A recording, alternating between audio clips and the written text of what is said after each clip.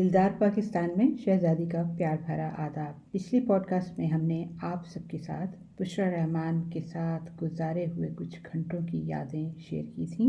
बुशरा रहमान पाकिस्तान की acclaimed novelist हैं। इसके अलावा उनकी बेशुमार तहरीरें हैं, अफसाने, अदारिये, मजमून और कुछ शायरी। हमने आपसे ये भी कहा था कि आइंदा की पॉडकास्ट में बुशरा रहमान की तहरीरों में से कुछ इक़्तिबासात आपके साथ शेयर करेंगे ताकि आप में तो वो लोग जिनको उनके नावल या अफसाने पढ़ने का मौका नहीं मिला वो बुशरा के अंदाज़े बयां से महजूज हो सकें और यूं उनका तजस्सुस उनको बुशरा की किताबों के साथ साथ उर्दू अदब के और भी बहुत से अदीबों और शायरों की किताबों की तरफ ले जाए। आज के अफसाने का उन्वान है अपने दुख किसे दूँ। तुमने मुझे ढूंढा, तलाश किया और पा लिया, और मैं तो महज किसी तलाशी, किसी ढूंढने वाले के इंतज़ार में थी। खुद को एक बेशकीमत ख़जाना बनाकर बैठी हुई थी। कहते हैं ख़जाना कभी न कभी अपने असल वारिस को ज़रूर मिल जाता है, और मैं खुद को ज़रो जवाहर से बढ़कर कीमती समझती थी। मैं उन गिरे पड़े मोतियों में से न थी जो माला से टूटकर फर्श पर बिखर जाते हैं। मुझे तो किसी जौहरी, किसी कदर शनास, किसी परखने वाले का इंतज़ार था। फिर ज़िंदगी में एक मोड़ ऐसा आया जहाँ ज़िंदगी हमेशा के लिए ठहर जाती है या हमेशा के लिए चल पड़ती है। मैंने हमेशा के लिए रुक जाना पसंद किया। मेरे पास रवां दवा रहने की हिम्मत ही कब थी। माँ छोड़ गई, बाप छोड़ गया, लाडों में पली मरियम भैया और भाभी की गोदी में आ गिरी। प्यार की तश्नगी भरपूर प्यार ही से बुझती है। भाभी और भैया माँ और बाप तो नहीं बन सकते थे, बस जिंदा रहने के लिए कुछ आसाइशें दे सकते थे। यही ज़माने का दस्तूर है। मरियम ने बस जिंदा रहना सीख लिया। लेकिन मरियम कोई ख्वाब देखने से तो बाज ना आई। ख्वाब तो जवानी का इस तरह पीछा करते हैं जैसे बाज जख्मी फाख्ता का। जवानी का हसार ऐसा है जिसका कोई दरवाज़ा नहीं, रोज़न नहीं, फिर भी बहुत से दरवाजे और रोज़न हैं। खूबसूरत ख्यालों और उम्मीदों के, मायूसियों और वसवसों के बड़े बड़े पहरेदार भी अंदर जाने से नहीं रोक सकते। फिर मेरा गुनाह क्या था? मुझे तलाश करने वाला मुझ तक पहुंचा भी न था। अभी नकारे पर चोट न पड़ी थी, अभी जादू का बड़ा फाटक खुला भी न था कि मेरे भाई ने मुझे किसी के हवाले कर दिया। मैं खामोशी से चली आई। भला मैं क्या कर सकती थी? खोज लगाने वाला जाने अभी कितनी दूर था। यहाँ जिंदगी की एक मंजिल आ गई थी। होश के धागे तब टूटे हैं जब मैं एक अजनबी की हवेली में आ गई। नामानूस सा कमरा, नामानूस सा माहौल। मैंने चारों तरफ बुझी बुझी आंखों से देखा। पगली, बस यही एक लड़की का मुकद्दर होता है।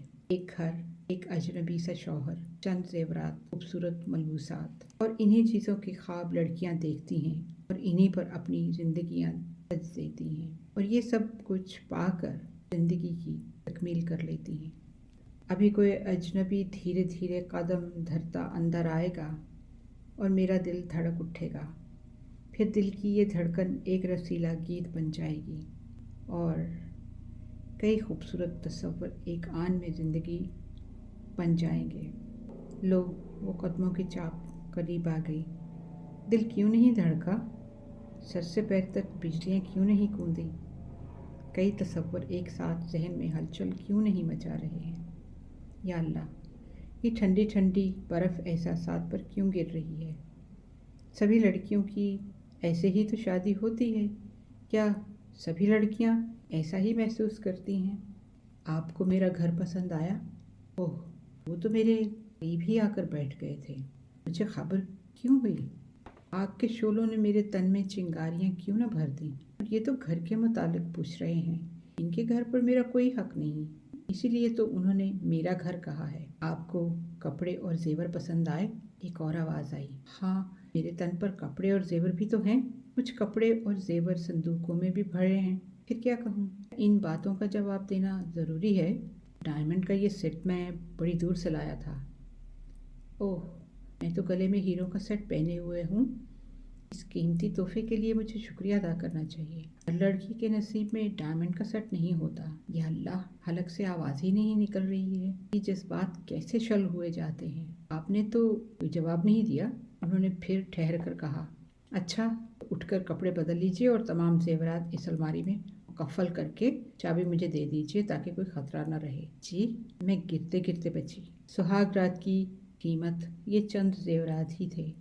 पागल होती हैं ये लड़कियां भी। सारे रंगीन सपने सिर्फ एक रात ही में समो देती हैं। अपनी ज़िंदगी के सारे अरमान एक ही रात की माला में परो देती हैं।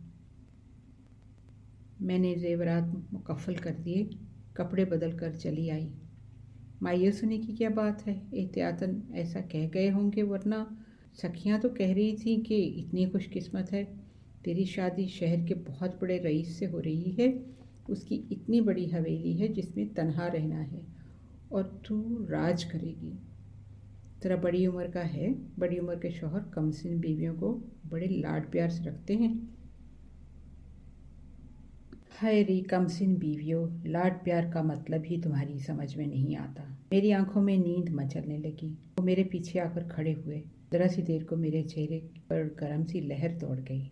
तुम्हारे भाई ने तुम्हारे लिए 20,000 हक महर लिखवाया है। मेरा दिल धक से रह गया। ये इस बात का कौन सा मौका था? जी, मैंने होंठों पर जुबान फेर कर परे हटकर कहा। उस वक्त मैंने उनके चेहरे को गौर से देखा। उम्र की लकीरें उनके रुखसारों और पेशानी से जाहिर हो रही थी, लेकिन वो बड़े तनुमंद नजर आ रहे थे।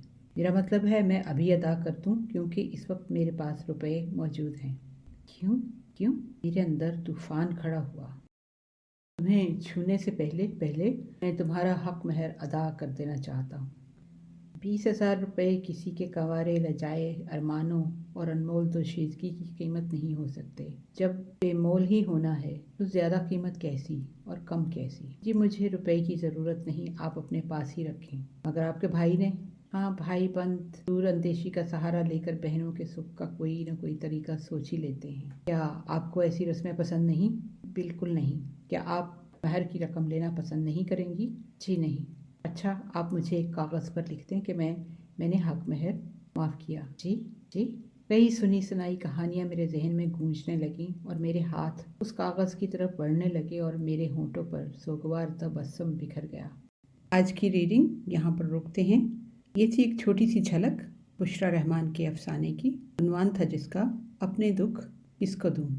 अगर आप पूरा अफसाना सुनना चाहते हैं तो आप हमसे कांटेक्ट कर सकते हैं। हमारा ईमेल एड्रेस है dildarpakistan@hotmail.com। उम्मीद है उर्दू अदब के लिए आपका तजस्सुस थोड़ा सा बड़ा होगा। आइंदा की पॉडकास्ट में हम और भी शायरों का तारुफ आपसे करवाएंगे और मुसन्निफ़ों का। आज के लिए इजाज़त दीजिए। Take care, God bless, until next time, Allah हाफिज़।